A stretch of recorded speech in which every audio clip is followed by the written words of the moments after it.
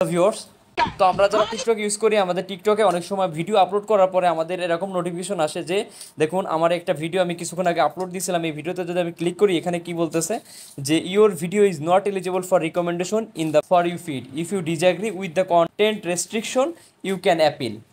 অর্থাৎ আমার এই ভিডিওটা নিজস্ব কন্টেন্ট, আমি নিজে তৈরি করছি, সব কিছু আমি এডিট করে আপলোড করছি, তারপরে এটা আমাকে বলতেছে জাস্ট ফর ইউ বা ফর ইউ ফিডে কিন্তু শো করবে না, রিকমেন্ড করবে না।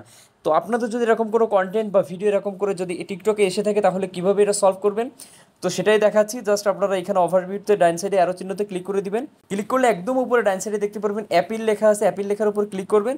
এইখানে রিকোয়েস্ট অ্যানাদার রিভিউ অপশনে ক্লিক করে সাবমিটে ক্লিক করে দিবেন। দ্যাটস ইট, আর কোনো কাজ নেই আপনাদের, জাস্ট এটা করে দিলেই অ্যাপিল রিসিভড, আপনারা দেখতে পাচ্ছেন যে we have received your request and will notify you once appeal result is available. তো আমাদের কাজ শেষ, আর কোনো কাজ নাই, জাস্ট আমরা ব্যাকে চলে যাব। এবার পরে টিকটক কর্তৃপক্ষ এটাকে রিভিউ করবে, রিভিউ করে তারা আপডেট আপনাকে নোটিফিকেশনের মাধ্যমে কিন্তু জানিয়ে দিবে। তো আশা করি ভিডিওটা বুঝতে পেরেছেন। ধন্যবাদ সকলকে।